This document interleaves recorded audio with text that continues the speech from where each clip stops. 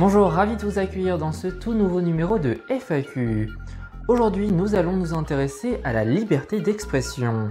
Cette dernière a souvent été prise pour cible, notamment lors des attentats de Charlie Hebdo le 7 janvier 2015, après la diffusion par le journal satirique de caricatures du prophète Mahomet, ou lors de l'assassinat de Samuel Paty en octobre dernier, ce professeur d'histoire-géographie. Lors de ces attaques, les Français se sont montrés attachés à ce pilier de notre République.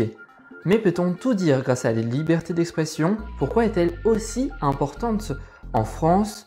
Est-elle aujourd'hui en danger? Nous allons tenter de répondre à ces questions et bien d'autres avec Émilie Zapaski, spécialiste en communication et en information. Bonjour Émilie, alors première question, comment peut-on définir la liberté d'expression?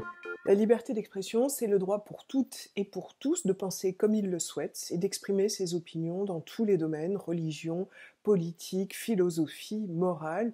C'est une liberté fondamentale pour notre pays. Elle est inscrite dans la Déclaration des droits de l'homme et du citoyen de 1789. En fait, c'est l'idée de pouvoir parler, s'exprimer ou de faire connaître ses opinions sans restriction, même si ces mêmes opinions sont perçues comme choquantes, inquiétantes ou blessantes pour d'autres. D'accord, et peut-on tout dire grâce à la liberté d'expression? Il y a en effet des limites à la liberté d'expression en France. D'un côté, il y a la diffamation et l'injure, et de l'autre côté, les propos appelant à la haine de l'autre, l'apologie de crimes contre l'humanité, les propos antisémites, racistes ou homophobes. Bon, il y a aussi le cas spécifique du secret professionnel, du secret des affaires, du secret défense, et puis le droit de réserve auquel sont soumises certaines personnes en raison de la fonction qu'elles occupent. Je parle par exemple des fonctionnaires. Comme je le disais en introduction, après l'attentat de Charlie Hebdo ou celui visant Samuel Paty, de nombreux Français se sont rassemblés pour défendre la liberté d'expression. Pourquoi est-ce un fondement si précieux dans notre République? Oui, après l'attentat de Charlie Hebdo en janvier 2015, et puis plus récemment l'attentat de Samuel Paty, les Français se sont rassemblés en masse dans les rues avec des affiches « Je suis Charlie, je suis Samuel », parce que c'était juste insupportable de voir ces personnes mourir simplement parce qu'elles avaient publié ou utilisé des caricatures de Mahomet, ou même des caricatures, quelle que soit la religion. C'est inimaginable pour les Français. C'est un droit fondamental de pouvoir s'exprimer librement. Après, la question, c'est de savoir comment on peut discuter autour de ces caricatures, quelle que soit la religion, encore une fois, concernée. On a l'impression qu'avec ces événements, il est très difficile d'avoir des nuances sur l'utilisation de ces caricatures ou pas quand on parle de liberté d'expression. D'accord, et comme je le disais, la liberté d'expression est un pilier de la France. Est-ce le cas dans tous les pays? Non, la liberté d'expression, elle n'est pas vécue de la même façon que l'on soit en France ou par exemple en Arabie Saoudite ou en Russie. Dans certains pays, il y a en effet des journalistes qui sont menacés, surveillés ou même battus parce qu'ils ont publié des informations. Mais il y a d'autres pays occidentaux, le Canada par exemple, qui ont une vision différente de la liberté d'expression que la nôtre. Suite aux événements liés à la mort de Samuel Paty, Justin Trudeau, le Premier ministre canadien, s'est exprimé justement sur ce sujet et il a notamment dit que la liberté d'expression n'était pas sans limite. Il faut être conscient, a-t-il dit, de l'impact de nos mots, de nos gestes sur d'autres. Jacques Chirac, en son temps, n'était pas loin de ce positionnement. Il avait en effet parlé en 2006, alors que on était en pleine affaire des caricatures de Mahomet. Il avait signalé que tout ce qui peut blesser les convictions d'autrui doit être évité. Il avait aussi ajouté que la liberté d'expression doit s'exercer dans un esprit de responsabilité et qu'elle repose également sur les valeurs de tolérance et de respect de toutes les croyances. On voit là que le président essayait d'apporter une nuance, peut-être une limite à cette liberté d'expression. Revenons à notre cher Hexagone avec la question d'une spectatrice posée au micro de Davian Mahé en décembre dernier alors que l'article 24 de la loi de sécurité globale faisait débat dans notre société. Ma question c'est est-ce qu'on est toujours libre de s'exprimer dans ce pays actuellement?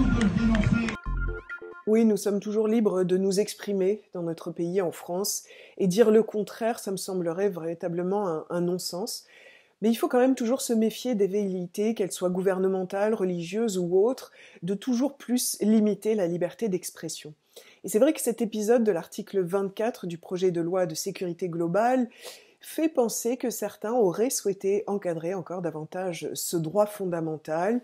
Cet article 24 essayait de limiter les films sur les policiers en service pour qu'ils ne soient pas menacés. Mais on a vu tout de suite la réaction des Français qui se sont rassemblés dans les rues, qui ont manifesté. Et l'article 24, finalement, a été suspendu et il devrait être réécrit dans un sens beaucoup plus respectueux de la liberté d'expression. Donc en gros, oui, la liberté d'expression, elle existe dans notre pays, mais toujours beaucoup de prudence pour essayer de voir qu'elle ne soit pas toujours plus encadrée ou limitée. En lien avec la liberté d'expression et ce fameux article 24, la liberté de la presse. Au dernier classement de Reporters sans frontières, la France était classée 34e sur 180, derrière de nombreux pays européens. Pourquoi a-t-on un classement plutôt moyen ? En France, nous avons plusieurs paramètres pour expliquer ce mauvais classement en matière de liberté de la presse, 34e sur 180.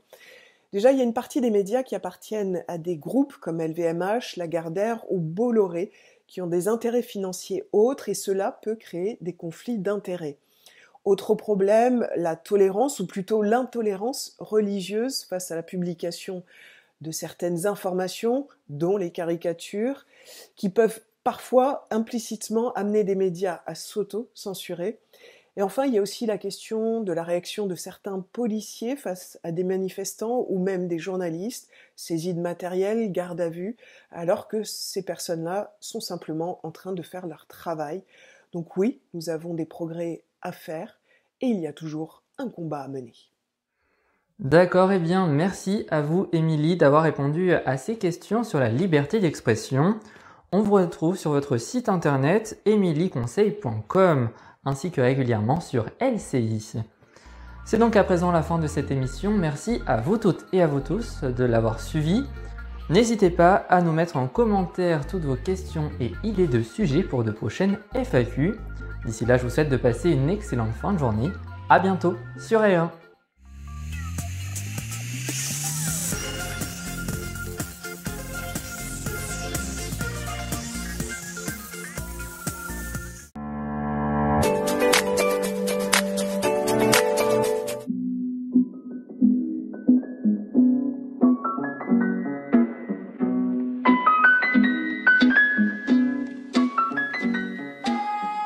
Bonjour, Bienvenue. Dans ce nouveau podcast.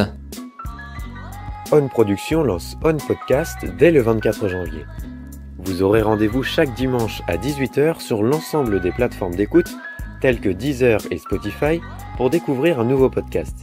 Au programme, des émissions en avant-première, du contenu exclusif et de nombreuses thématiques. De l'écologie à l'actu, en passant par l'hippisme, le débat ou encore les transports. À très vite pour un nouveau podcast.